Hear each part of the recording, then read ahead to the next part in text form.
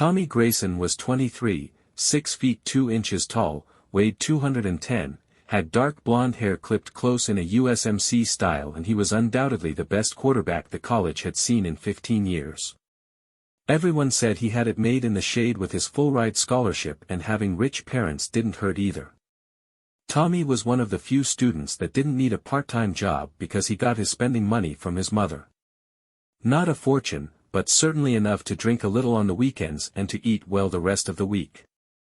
Right now, the muscular young man was in trouble. Deep trouble, and he well knew it as he stood in front of Coach Higgs' plain metal desk.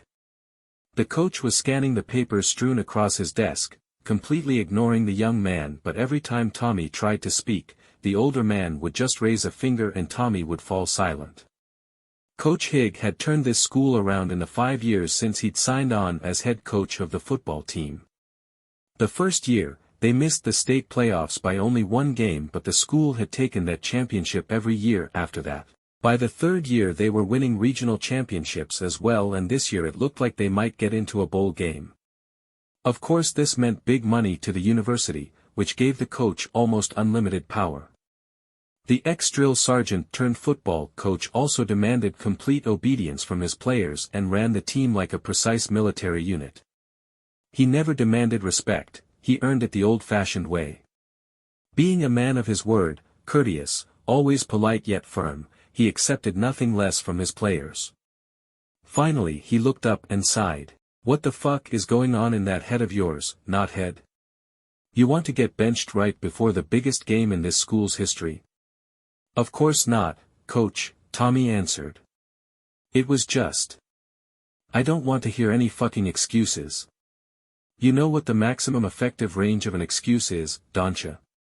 0 meters. So, you were actually listening enough to remember that much. Trouble is, you forgot it when it mattered. Now, let's try it again, and this time, tell me what happened, not what you was hoping to happen or why." "Coach, I'm not that good in algebra and I've been getting help with my homework since I've been here. This quarter, I got a new professor in Algebra 3 and he doesn't give as many points for homework as the last one. Now it's almost all exams and I have to do them by myself, so I did pretty badly at midterms." "So you've been cheating for 2 years and now you got caught, is what you're telling me?" "It's not like that, coach. I did the work myself, but I had someone there talk me through the steps is all. I accepted the grades I got, which really fucked up my GPA, but it all averaged out okay and I could maintain the minimum to stay on the team." The older man looked at Tommy for several seconds before he replied. "I'll help you all I can, but don't get your hopes up too high. For now, you're riding the bench, and before you say anything, be glad you get to still be carried on the team roster. You will attend every practice and all the games either home or away, but you won't be taking the field. I had to talk my ass off to get you that much, and besides which, we only have 60 days until finals. Now get out of here and let me think." After the young man had left, Coach Higgs lit a cigar and sneaked a shot of Jack from his bottom desk drawer before he picked up the phone and called home. "Hello, Pegs," he growled when his sister, Peggy, answered on the 3rd ring. "Hey, Carl. I'm glad you called. I wanted to ask you what you wanted for dinner tonight and forgot to phone you this morning.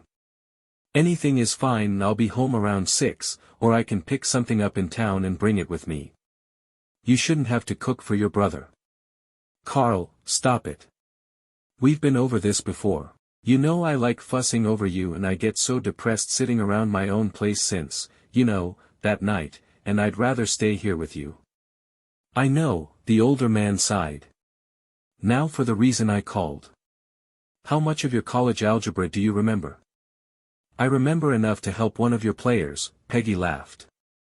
"Carl, you're so transparent it's almost comical. You know I'm always willing to help any way I can." "Great, then I'll explain everything over dinner, okay?" "That'd be great, and if you want salad with your meal, stop by the store and grab some lettuce, carrots, dressing, and—" It was the coach's turn to laugh. "Peg, you're just like our mother. Fair Christ sake, I'm almost 55 and I damn sure know what all goes in a salad." He also knew that asking if he wanted a salad, which was one thing he never ate, was code for, I want a salad but I'm not going to come right out and ask for a salad, so you'd better read my mind if you know what's good for you. They both laughed and he grabbed his jacket off the back of his chair as he dropped the handset into the cradle. Checking to make sure everything was locked up nice and tight, he hurried to the locker room to see if any of the players were still around.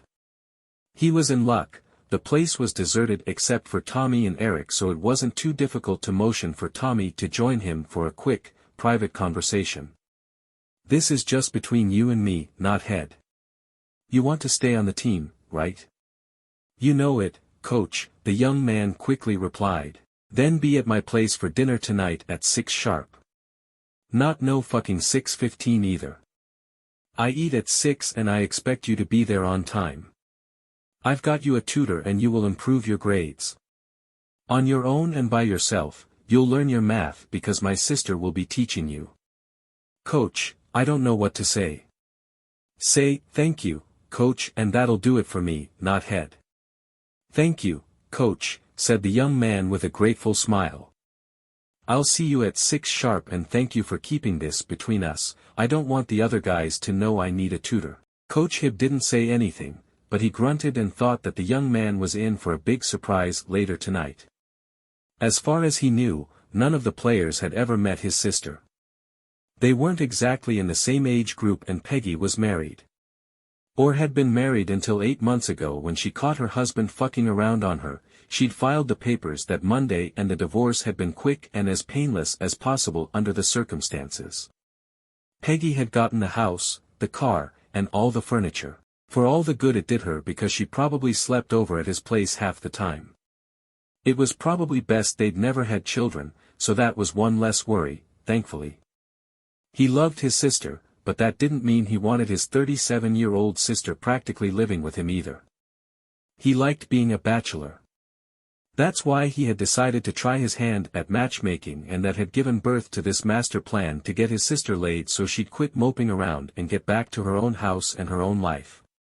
Kill 2 birds with 1 stone, so to speak. Get his star player back and get his own house back to boot. When he answered the door at 5:55, Coach Higg knew he'd made the right call with using Tommy's algebra problem as an excuse.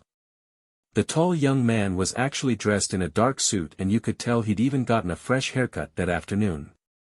Tommy had debated on wearing jeans and a t-shirt, which was his usual attire, but he knew Coach was big on manners and besides, he liked Coach Higg and he wanted to make a good impression on his sister. Expecting some old, frumpy-looking woman, kind of a twin to Coach type of woman, Tommy was really glad he dressed nice when he first saw Coach Higg's sister.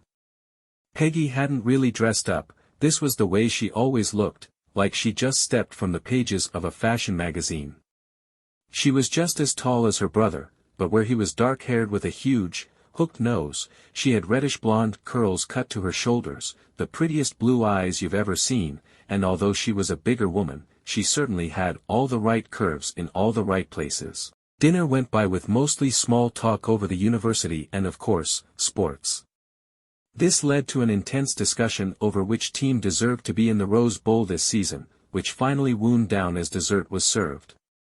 Here's what I was thinking, Coach started as he poured his coffee. Tommy here needs a bit of help with his Algebra 301 and my sister was an ace in mathematics so it works out okay on that end. The goal here is to get Knothead's grades up enough so he can rejoin the team, the sooner the better. I think I can help you with your grades, but you've got to study on your own too. Okay, I'll do the best I can, answered Tommy. Thanks, both of you. Let me get this shit cleaned up, grumped Coach Higg. You two go get started on that algebra. They were sitting on the couch when he finally joined them 20 minutes later, but only to deliver a teacher's copy of the book used in Tommy's class. I'm going to bed so I'll say good night. Dinner was excellent and I thought you might need this, he added as he handed her the book. I had to ask for this as a favor, so don't be telling no one. Knothead, he added to Tommy and grunted as the young man nodded in agreement. Good night, Carl. Night, Coach. Night. After almost an hour of talking about the university in his classes, Tommy asked her if she'd like to sit on the porch for a few minutes before he had to leave. Peggy quickly agreed and they found themselves sitting in the swing together, and somehow Tommy had her hand in his almost as soon as they sat down. Peggy didn't say anything and she didn't pull away, so Tommy grew a little bolder and he leaned in and kissed her. Again, the older woman didn't respond, or did she try to pull away? "You're certainly a bold one, aren't you?" Peggy laughed nervously. "But you didn't mind, did you?" "You know I don't mind," she almost whispered, "but I think I should have." "Why?" "I'm not quite sure," she sighed. "Just as I'm not sure why I just told you exactly what I was thinking." "Then don't think about it," he whispered as he kissed her again, and this time Peggy let herself go with the flow and they were breathing hard and fast when he finally released her.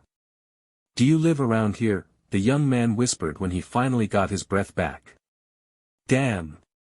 But this woman could kiss. Peggy nodded dumbly and he helped her to her feet so she could point to a smallish house across the street and 3 doors down. "The one with green trim, see it?" Tommy couldn't believe his luck, and it was all he could do to walk slowly with the tall woman on his arm. Other than the small wrinkles around her eyes and at the corners of her mouth, Peggy was still a quite beautiful woman, and Tommy found the signs of her age actually turned him on more and more. By the time they walked the half-block, he was more than ready for anything this night might have in store. The young man just smiled. He knew he was certainly going to enjoy teaching her everything he knew and could possibly dream up besides.